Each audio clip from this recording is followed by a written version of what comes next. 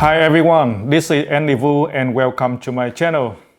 Today I want to share my experience about basic camera setting for bird photography. Birds moving very fast. They fly from one place to another place. If we want to take photos while they are flying, it is not easy. For beginners, it can be difficult to get beautiful photos with a creamy background, correct exposure, and sharp focus. I hope my experience can help you get better bird photos. The first step is the shooting mode. On every camera, you can choose different shooting mode. M stands for manual, S stands for shutter priority, and some camera call TV. A stands for aperture priority, P stands for program. In this video, I will only talk about M, S, and A modes on the Sony A1 Mark II. The S mode means shutter priority. On some other camera is called TV mode. When you use S mode, you choose the shutter speed and the camera will automatically choose the aperture, f number or f-stop. To get correct exposure, what does this mean? You control how fast the shutter open and close. The camera controls how much light comes in to the sensor by changing the aperture.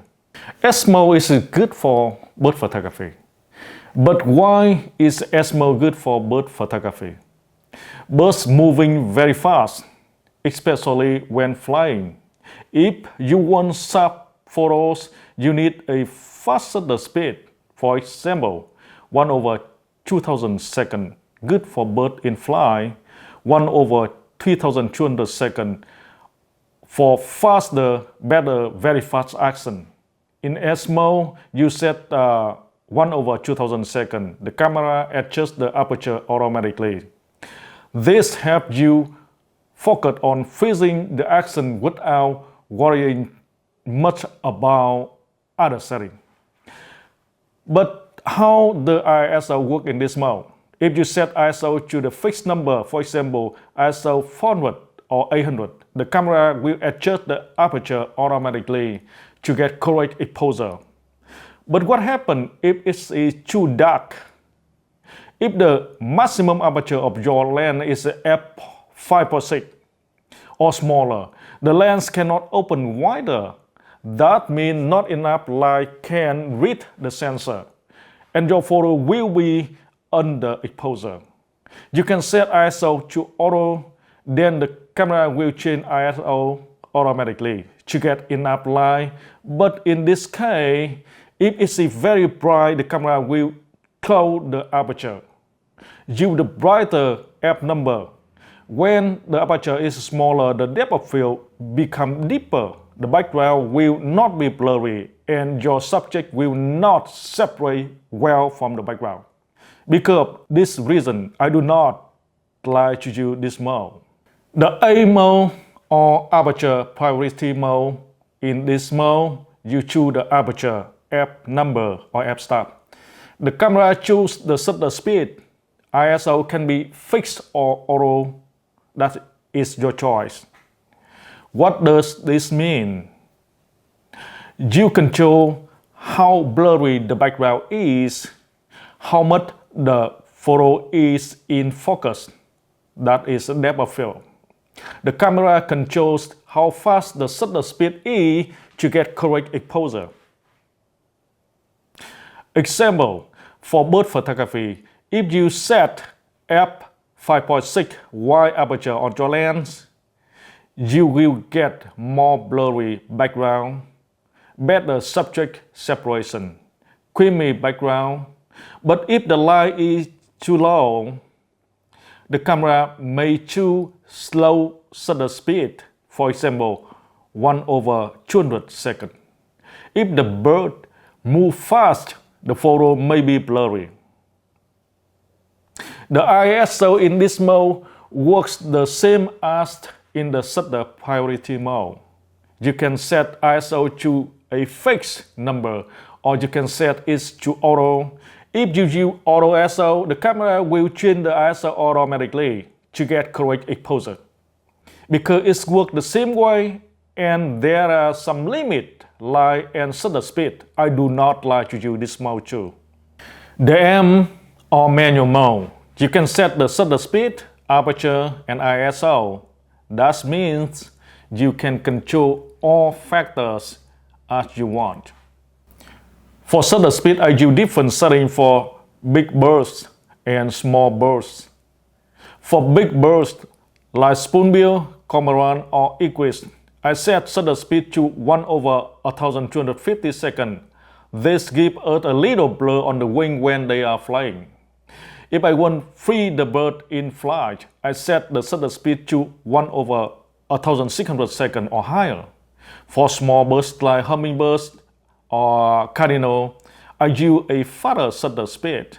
I set 1/2000 seconds to get a little wing blur or 1/3200 to free the wings completely.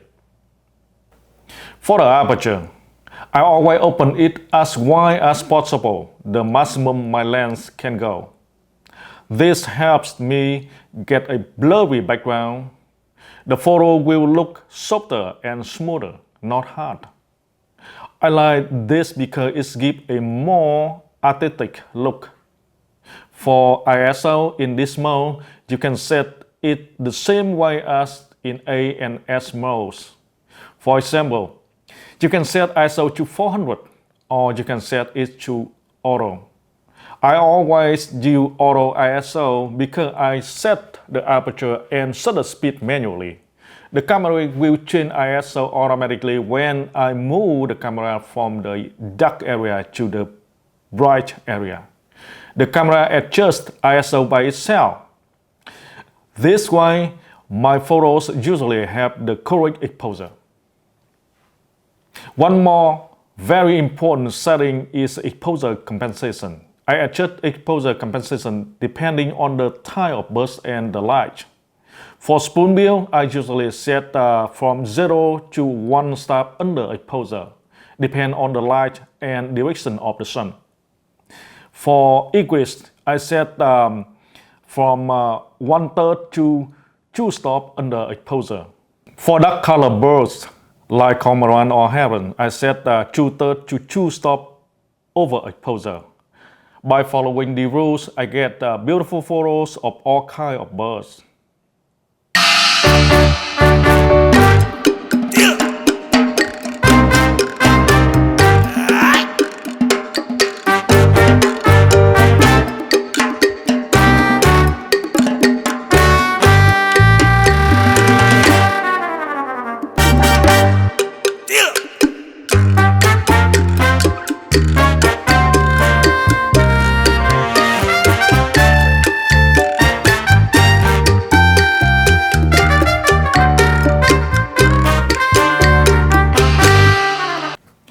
This setting is easy to adjust on Sony and Canon cameras.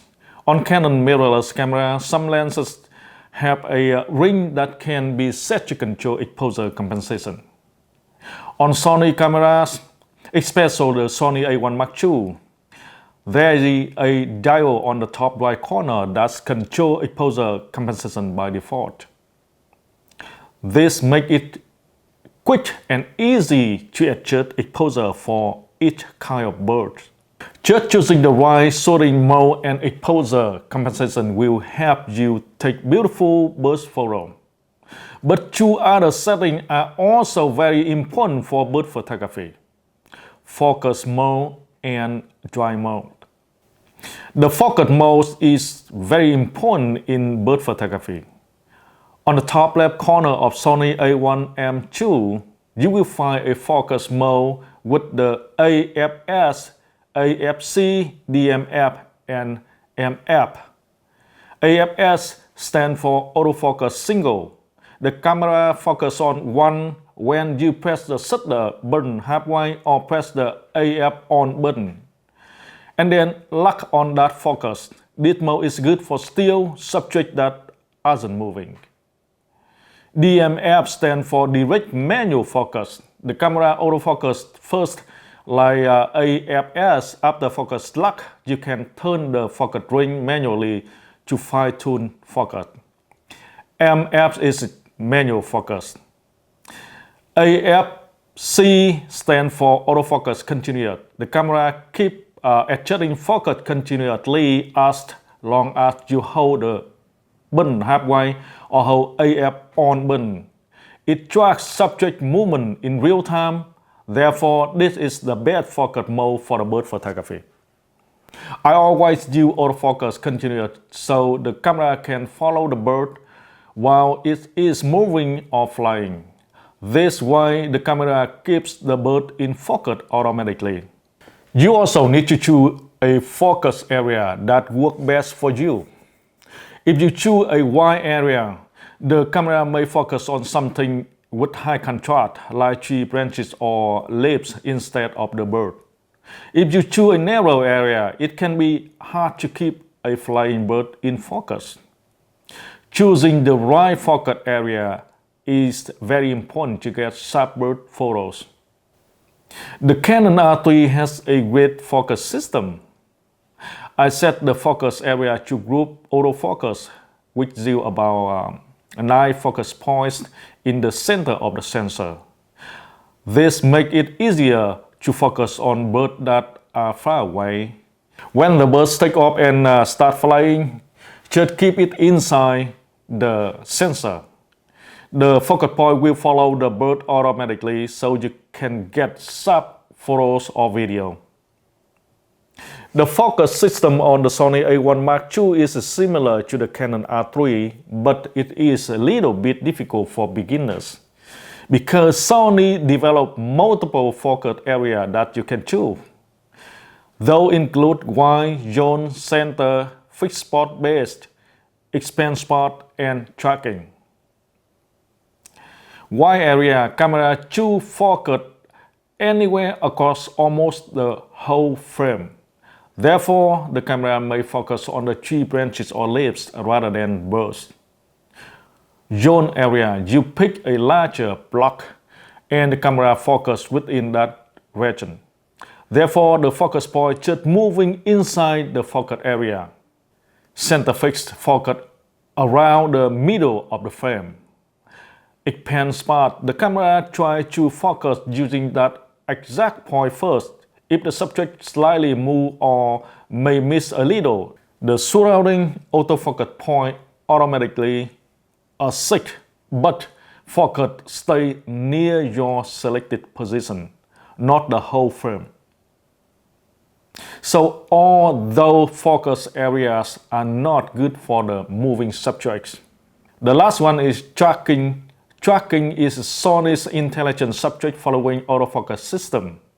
After you play your focus area over the subject and have pressed the shutter button or hold AF on button, the camera locks on that subject.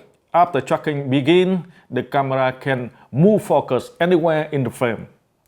This is the best focus area for bird photography. One more mode, dry mode, is also very important. That is one reason why we upgrade camera body often. The Sony A1 Mark II can shoot up to 30 frames per second, and the Canon R3 is also the same.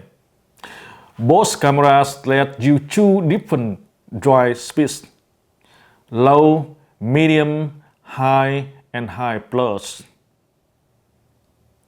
I always set my camera to high plus to get the maximum 30 frames per second. Later in the post-processing, I choose the best photo from the burst.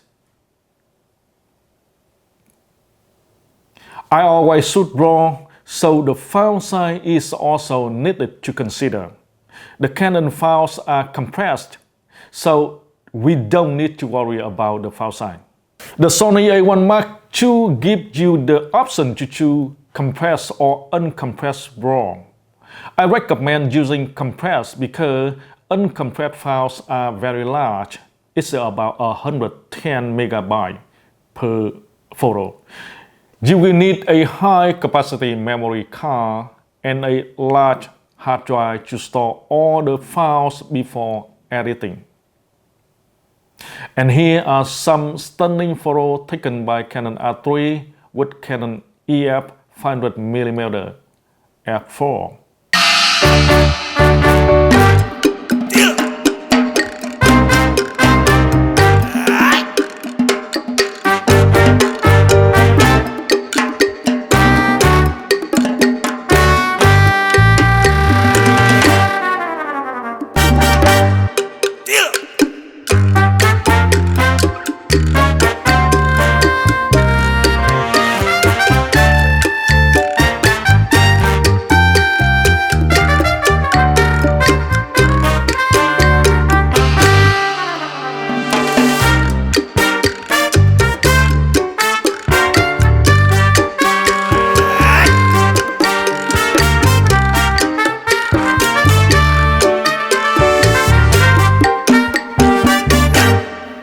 And here are some stunning photos taken by Sony A1 Mark II with Sigma 500mm f5.6.